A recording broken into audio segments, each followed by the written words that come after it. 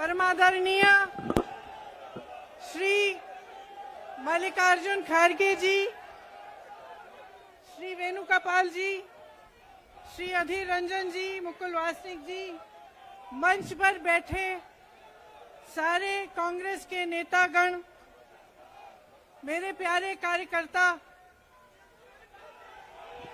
UP के मेरे सारे साथी,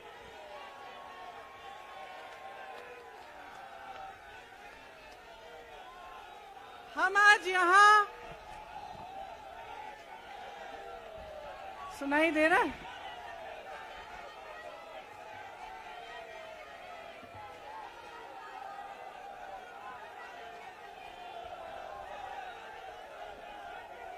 सुनिए,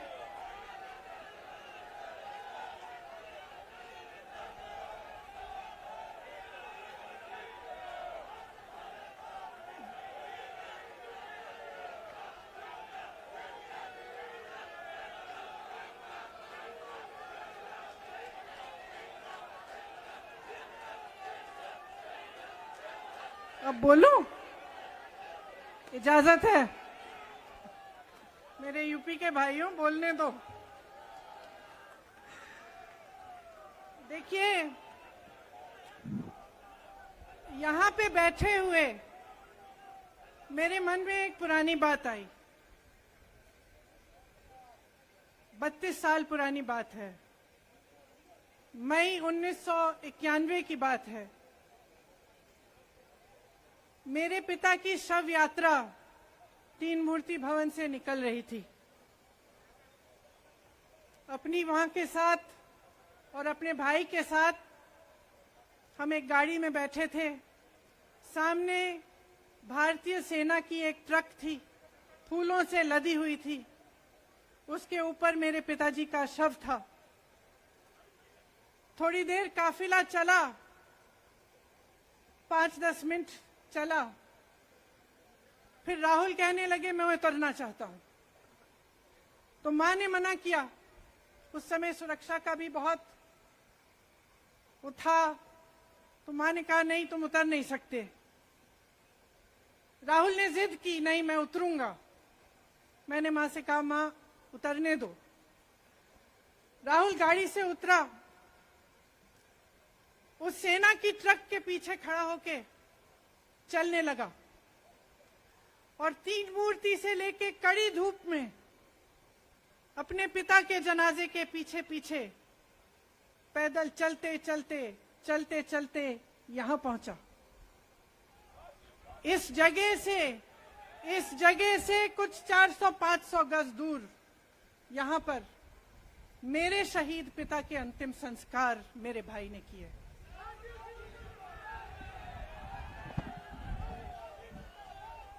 सुनिए, वो चित्र मेरे दिमाग में अभी भी है, मेरे मन में है। मेरे पिता का शव इस तिरंगे झंडे में लपेटा गया था। इस तिरंगे के नीचे मेरे पिता का शव था और उसके पीछे चलते चलते मेरा भाई यहां आया। उस शहीद पिता का अपमान भरी संसद में किया जाता है। उस शहीद के बेटे को आप देशद्रोही कहते हैं, आप मीर जाफर कहते हैं, उसकी आप मां का अपमान करते हैं। आपके मंत्री मेरी मां का अपमान भरी संसद में करते हैं। आपके एक मुख्यमंत्री कहते हैं कि राहुल गांधी को पता भी नहीं है कि उनका पिता कौन है। आपके प्रधानमंत्री भरी संसद में खड़े होकर कहते हैं कि ये परिवार नेहरू नाम को इस्तेमाल क्यों नहीं करता। पूरे परिवार का अपमान करते हैं। कश्मीरी पंडित समाज के रिवाज का अपमान करते हैं, जिसके तहत एक बेटा अपने बाप के मरने पर पगड़ी पहनता है, परिवार की परंपरा को आगे बढ़ाता है। लेकिन आप पर कोई मुकदमा नहीं होता। आपको 2 साल की कोई सजा नहीं मिलती। आपको जेल की सजा नहीं मिलती। आपको संसद से कोई बाहर नहीं निकालता, आपको मना नहीं करता कि 8 सालों के लिए आप चुनाव नहीं लड़ सकते। क्यों? मैं पूछना चाहती हूं क्यों? आज तक हम चुप रहे हैं, हमारे परिवार का अपमान करते गए करते गए करते गए। मेरे भाई ने क्या कहा? संसद में वो मोदी जी के पास गए और उनसे गले लगे। मेरे भाई ने कहा मैं आपसे नफरत नहीं करता हूं, मेरे दिल में आपके लिए कोई नफरत नहीं है, हमारी विचारधारा अलग है, लेकिन हमारी नफरत की विचारधारा नहीं है। तो मैं पूछना चाहती हूं, एक आदमी का कितना अपमान करोगे? कितना अपमान करोगे? क्या यही है इस देश की परंपरा? आप परिवारवादी कहते हैं, तो भगवान राम कौन थे? भगवान राम को वनवास में भेजा गया, उन्होंने अपने परिवार, अपनी धरती के प्रति अपना धर्म निभाया। क्या भगवान राम परिवारवादी थे? क्या पांडव परिवारवादी थे कि वो अपने परिवार की संस्कारों के लिए लड़े? और हमें क्या शर्म आनी चाहिए कि हमारे परिवार के सदस्य शहीद हुए इस देश के लिए, कि इस झंडे में उनका खून है, इस धरती में उनका खून है, इस देश के लोकतंत्र को मेरे परिवार के खून ने सींचा है। और जो सोचता है कि हमें अपमानित करके हमें डराएंगे, हमें धमकाएंगे, जो सोचता है कि तमाम एजेंसियों को लगाकर हम पे छापे मारकर हमसे कुछ भी कर ले, हमको हमें डराएंगे, वो गलत सोचते हैं। हम डरने वाले नहीं हैं, हम और मजबूती से लड़ेंगे। हम इस देश के लोकतंत्र के लिए कुछ भी करने के लिए तैयार हैं। इस देश के लोकतंत्र को, इसकी नींव कांग्रेस पार्टी के महान महापुरुषों ने डाली है। कांग्रेस पार्टी लड़ी इस देश की आजादी के लिए, और आज भी इस देश की आजादी के लिए ही लड़ रही है। कभी कभी मैं सोचती हूं, मुझे समझ में नहीं आता कि पब्लिक क्या सोच रही है। क्या देख नहीं रही है क्या हो रहा है? क्या आपको दिख नहीं रहा है कि आपकी सारी संपत्ति लूटी जा रही है, एक आदमी को दी जा रही है, गिने चुने उद्योगपतियों को सब कुछ दिया जा रहा है? किसकी संपत्ति है? ये राहुल गांधी की संपत्ति है, ये आपकी संपत्ति है। ये पीएसयू किसके हैं? किसके लिए बनाए गए? आपके लिए बनाए गए, जो ऐसे एक के बाद एक इनको बेचे जा रहे हैं, दिए जा रहे हैं। इसी से तो आपका रोजगार आता है। छोटे उद्योगों से, छोटे व्यापारियों से आपका रोजगार आता है, किसी बड़े अडानी से नहीं आता। रोजगार नहीं देते, छीनते हैं आपका रोजगार। तो आप समझ क्यों नहीं पा रहे हैं? आप गैस के सिलेंडर के लिए 1000 रुपए दे रहे हैं, और यहां आपकी सारी संपत्ति किसी को सौंपी जा रही है। राहुल गांधी जी ने क्या कहा? अरे कौन सा इतना बड़ा जुल्म कर लिया कि आपसे 2 सवाल पूछ लिए, जवाब नहीं दे पाए ना, घबरा गए। और जो अहंकारी होते हैं, तानाशाह होते हैं, क्या करते हैं? जब सवालों का जवाब नहीं दे पाते तो पूरी सत्ता को लेकर जनता को दबाने की कोशिश करते हैं। जो सवाल उठाता है उसको दबाने की कोशिश करते हैं। आपने कभी सोचा है, आंखें खोलिए, आपने कभी सोचा है कि ये पूरी सरकार, ये सारे मंत्री, ये सारे सांसद एक आदमी को बचाने की क्यों इतनी कोशिश कर रहे हैं? इस अडानी में है क्या कि इसको आप सारी संपत्ति दे रहे हो देश की? 20 हजारों करोड़ शेल कंपनियों में इनके हैं, और आप इन पे इंक्वायरी नहीं कर सकते? ये अडानी है कौन कि आप सब उनका नाम उठते ही बौखला जाते हैं और उनको बचाने में लग जाते हैं?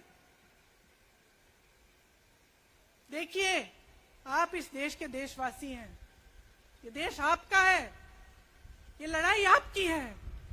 आज तमाम नौजवान बेरोजगार क्यों हैं? हम इश्तिहार तो देख रहे हैं, होर्डिंग देख रहे हैं, मदर ऑफ डेमोक्रेसी लिखा है, कहते हैं कि हमारी अर्थव्यवस्था बहुत तेजी से आगे बढ़ रही है, तो इतने नौजवान बेरोजगार क्यों हैं? तो जहां जहां हम जाते हैं बेरोजगार नौजवान क्यों दिखते हैं? इतनी महंगाई क्यों है? इतनी महंगाई क्यों है? क्या आप इतने बड़े काम कर सकते हो लेकिन एक गैस सिलेंडर का दाम कम नहीं कर सकते? आप छोटे व्यापारियों की मदद नहीं कर सकते? आप रोजगार नहीं बनवा सकते? तो फिर आपकी सरकार किस काम की है? लोगों को दबाने के लिए है या अडानी जी को आगे बढ़ाने के लिए है? तो आज ये समय आ गया है कि हमें गंभीरता से सोचना पड़ेगा। ये सरकार पूरी कोशिश करती है कि आपका ध्यान भटकाया जाए। अब आप सोचिए, कन्याकुमारी से कश्मीर तक एक आदमी चला, उसके साथ लाखों लोग चले। क्या पैगाम लेके चला? किस लिए चला? उसके दिल में क्या भावना थी कि लाखों लोग देश भर से उससे जुड़ के चले? समता, एकता की भावना थी। आज आपके सारी मीडिया, आपके सारे मंत्री, आपके सारे सांसद, आपके सारे कार्यकर्ता कह रहे हैं कि राहुल जी ने विदेश जाकर देश का अपमान किया, राहुल जी ने एक वर्ग का अपमान किया। क्या एक आदमी जो कन्याकुमारी से लेकर 5000 किलोमीटर कश्मीर तक चल के ये रोज रोज कहता है कि इस देश को एक होना चाहिए, सबको समान दृष्टि से देखना चाहिए, क्या ये आदमी देश का अपमान कर सकता है?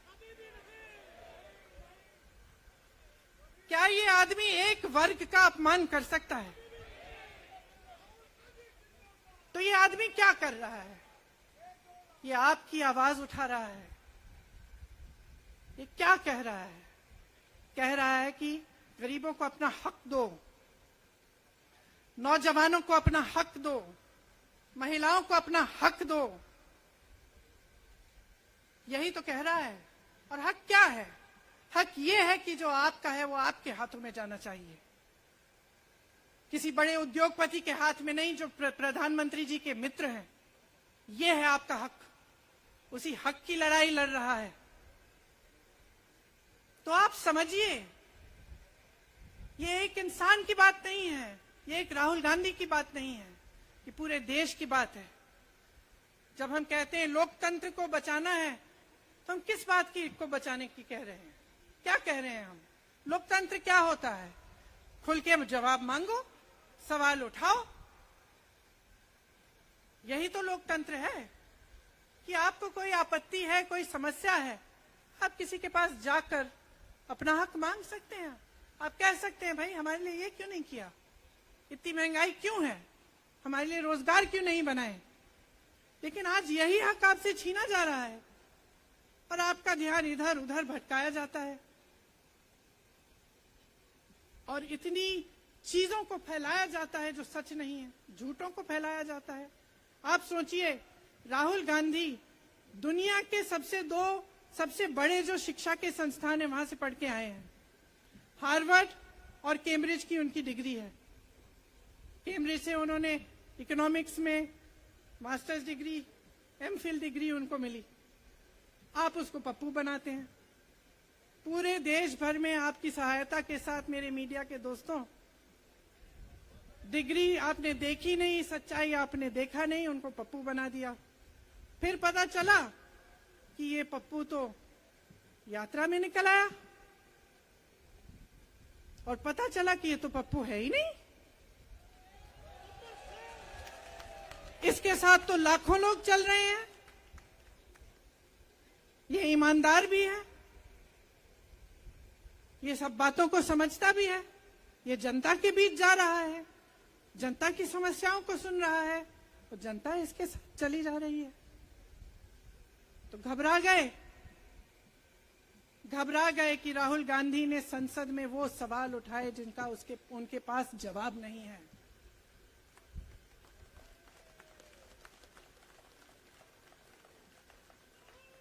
क्या किया सुन लीजिए।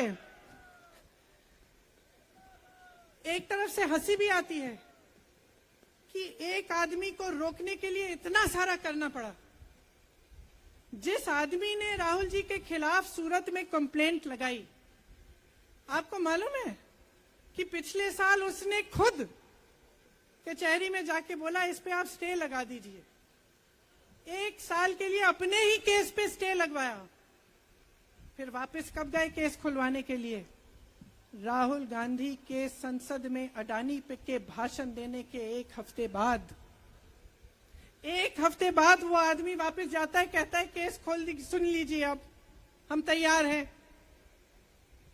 1 महीने के अंदर अंदर जज कह देते हैं कि राहुल गांधी को 2 साल की सजा मिलेगी। आपने देखा इस देश में कितने केस हैं कि जेल में 10 साल के लिए पड़े रहते हैं, उनकी सुनवाई नहीं होती। ये तो सुनवाई भी फट से हो गई, जजमेंट भी फट से हो गई, सजा भी फट से हो गई। और आपने कह दिया अगले दिन कि 8 सालों के लिए ये चुनाव नहीं लड़ सकते, संसद से बाहर कर देंगे इनको। वाह वाह वाह वाह वाह वाह, बहुत धैर्य है आप में। अरे कायर हैं, कायर है इस देश का प्रधानमंत्री। लगा दो केस मुझ पर, लगा दो केस मुझ पर, जेल ले जाओ मुझे भी, लेकिन सच्चाई ये है कि इस देश का प्रधानमंत्री कायर है।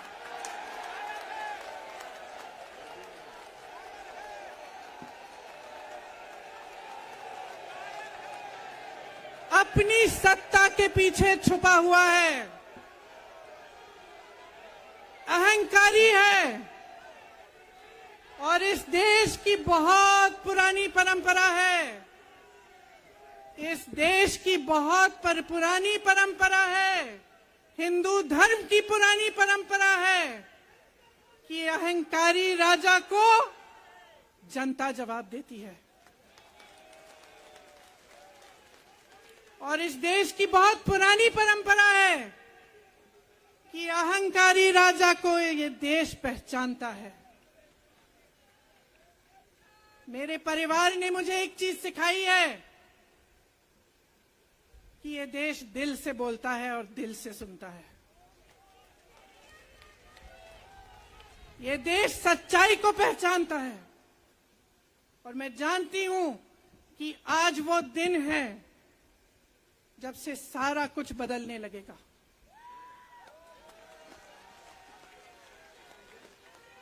मेरे मीडिया के साथियों, मैं आपसे कहना चाहती हूं, बहुत हो गया है, बहुत हो गया है।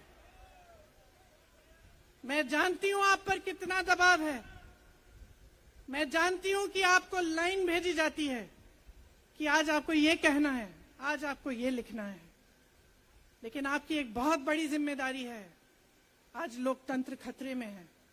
अगर सरकार सवाल उठाने वाले को 8 सालों के लिए संसद से निकाल सकती है, अगर कह सकती है कि तुम्हें चुनाव लड़ने की ही इजाजत नहीं है, तो बहुत गड़बड़ है, बहुत गलत हो रहा है। और ये लोकतंत्र के लिए ठीक नहीं है, ये इस देश के लिए ठीक नहीं है। जब आप पत्रकार बने, शुरू में जब आप काम के लिए आए, तो आपके दिल में भी ये होगी बात कि देश के लिए मैं सच्चाई बोलूंगा, मैं सच्चाई बोलूंगी। आज आप बोल नहीं पा रहे हैं, हिम्मत करिए, खड़े हो जाइए आप भी। और जैसे खड़गे जी ने कहा कि तमाम पार्टियों ने आज अपनी आवाज उठाई है, उनका हम सब धन्यवाद देते हैं। और हम सबको एक होना पड़ेगा। इसलिए होना पड़ेगा क्योंकि आज ये देश खतरे में है। आज इस देश की सारी संपत्ति एक आदमी को सौंपी जा रही है, और उस आदमी को बचाने के लिए पूरी सरकार खड़ी हो जाती है। बहुत गलत हो रहा है। अगर आज मेरे भाइयों और बहनों आप इसको पहचान नहीं पाएंगे तो इस देश को बहुत खतरे में डाल देंगे। इसीलिए यहां खड़े हुए महात्मा गांधी जी की समाधि के कुछ ही गज दूर खड़े हुए मैं आपको याद दिलाती हूं कि कितनों ने इस देश के लिए अपना खून बहाया है, कितनों ने इस देश की धरती, इस देश की आजादी के लिए अपना खून बहाया है। ये अफसर हैं यहाँ तैनात खड़े हैं, इसी तरह से इनके भाई सरहद पे खड़े होते हैं हमारे लिए, आज भी अपना खून बहा रहे हैं। क्या इसके लिए? क्या अडानी जी के लिए? कि अपने देश के किसान के लिए, अपने देश के गरीब के लिए, अपने देश के छोटे व्यापारियों के लिए, महिलाओं के लिए, अपने बच्चों के भविष्य के लिए हम सब अपनी जान देने के लिए तैयार हैं। तो मैं आपसे आग्रह करती हूं मेरे देशवासियों, आंखें खोल लो, समय आ गया है, डरो मत। राहुल गांधी के शब्दों में डरो मत, इनका सामना करने का समय आ गया है। एकजुट हो जाओ, सामना करो, इस देश की सच्चाई को उभारो, इस देश की एकता को बनाए रखो और इस देश को आगे बढ़ाओ। जय हिंद, जय हिंद, जय हिंद।